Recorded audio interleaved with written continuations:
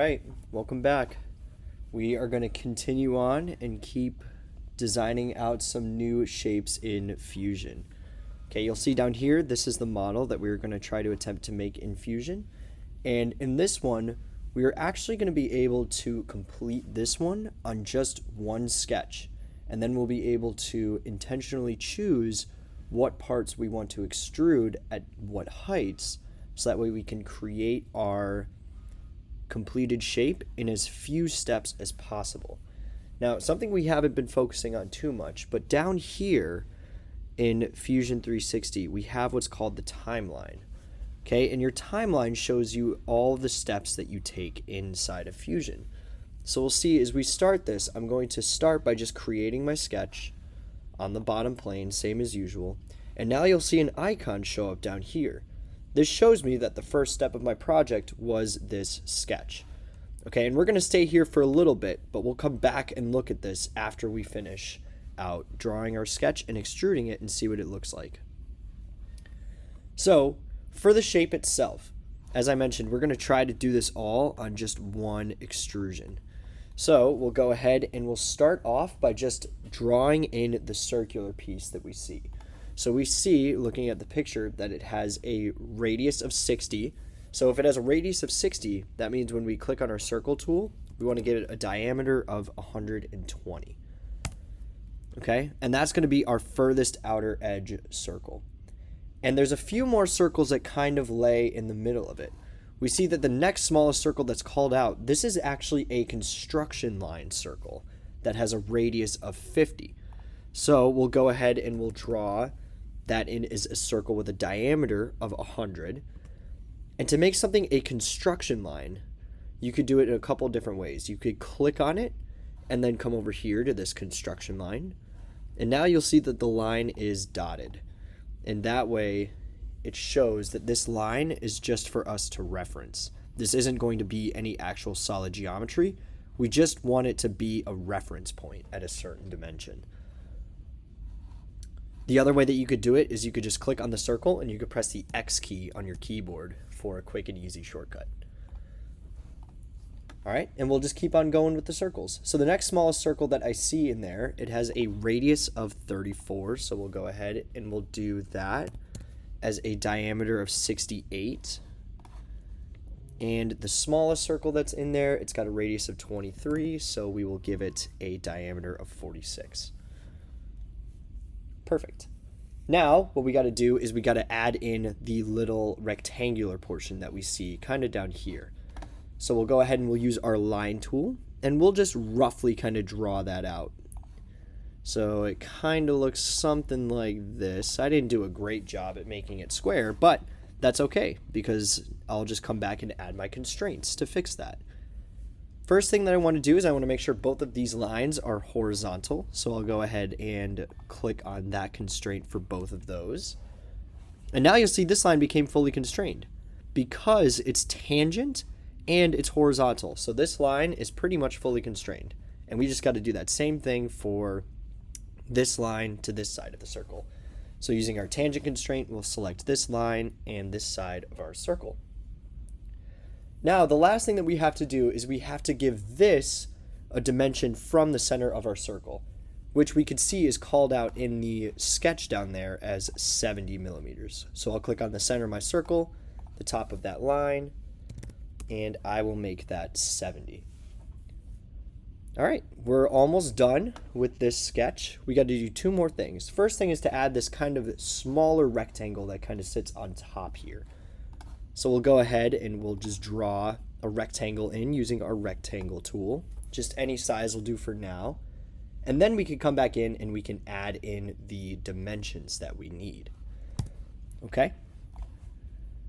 So from side to side, we see that the left lip of this rectangle to the left lip of the overall part is 17.5. And then the entire length of this little upper deck rectangle, I'll call it, is 85 millimeters. Okay, now you see these two lines became fully constrained. And the last thing I got to do is just give it a height from the bottom to the top of that little lip. And that is supposed to be 40. Okay, Next thing and the last thing that we have to do is we have to add in the little circles that go all around this outer edge of our part here. And all of them fall along this circle that we drew earlier, this one with a radius of 50 or a diameter of 100 millimeters. Okay, and we could show this for this top one also, because it's pretty clear to see along the three that are on the bottom, but not as easy to see on the top. So we'll go ahead and we'll show it. So we'll just start by drawing a circle just anywhere randomly in this top, and then we'll come in and we'll add the dimensions that we need. So we see that this circle has a diameter of 10, so we'll give it that first dimension. From this edge to this edge, it is 42.5 millimeters, and then from the center to this top edge is going to be 20 millimeters. Now we see that's the reason why we have this circle here, is because it kind of falls directly in line with our circle that has a radius of 50. And that's going to be really, really helpful, because what we can do is, instead of drawing this circle and giving it that same dimension along this circle and trying to do all the math, what we could see if we look at this picture, that we have 4 evenly spaced out holes along the top of our part there. So we can use a tool called a circular pattern. The way that you use this is if you go into the Create tab, hover all the way down until you get to this circular pattern. And then once you click on it, you can select an object to create a circular pattern for, and then its center point. Okay, so that center point is just going to be the center of that 100 millimeter circle, which is actually where all the other circles fall into center. So you'll see if we click that, these 2 other circles kind of show up as this is where they're going to place it. Now, it starts by defaulting to 3 circles, but we want to do 4. So we'll just go ahead and change that number to 4, and then we'll be all set. Okay, and that's actually all that we have to do for this sketch. Now, you'll see in a minute, once we finish the sketch, we can start to extrude this up to different heights and get the shape that we see down here. All right, so we'll start with all objects that are the same height. Okay, and I'm going to actually start with the lowest point on our part, which is this kind of little indent into the part. That's typically called a countersink. So we'll go ahead and we'll extrude up that first little lip right there. And we see, according to the drawing, it has a height of 15. And we'll press OK. And then again, our sketch went away, so we'll have to re-reveal it. Now, I mentioned earlier about the timeline. Look down in the bottom here. Now we see we have this sketch, and then after the sketch, we see this extrusion. And this is where we currently are along our timeline. So we'll keep on extruding and see what happens. So now I'll go ahead and extrude the next highest point, which is everywhere along the outside. And you'll notice that since we added these circles, we actually don't have to extrude these at all, because these are holes that go all the way through, so we could just kind of leave them there.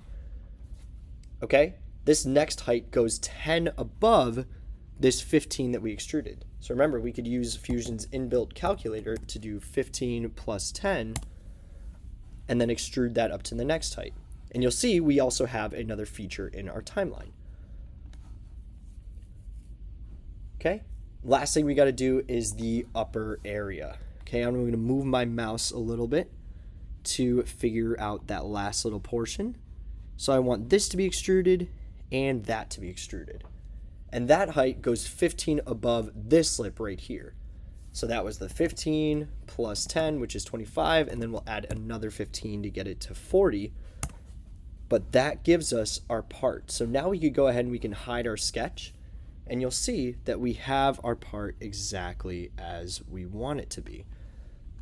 Now, down here in the timeline, last thing I want to show you guys before we end this off is that your timeline can actually go back and forth.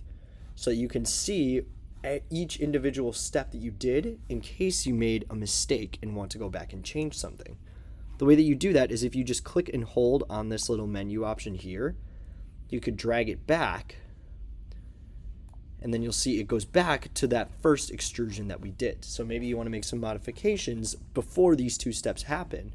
You could go ahead and you can make those modifications, and then when you move the timeline back, it'll still keep all the work that you did, which is really, really helpful, but you could go back and make any changes that are necessary. So the timeline is a very helpful tool. And you'll see down here, we only have 4 steps in order to create this whole part.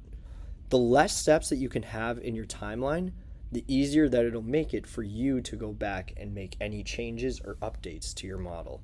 So it's good practice to kind of try and keep your timeline in as few steps as possible. And look, see? A mistake that I just noticed is that the bottom of my part is actually missing part of the extrusion. So what I could do is I could go back in time to that second step. Okay, and now if I edit this extrusion, if I right click and click on edit feature, I could go back and then select that missing portion that I forgot to extrude the first time around. And then I'll click OK. And now if I move my timeline back forward, now you'll see that my part looks correct in that one little section that I missed, and I see that it filled in the sections while not erasing all the work that I did. That's the nice thing about it. You can go back and you can fix any mistakes that you make without having to undo all of your work.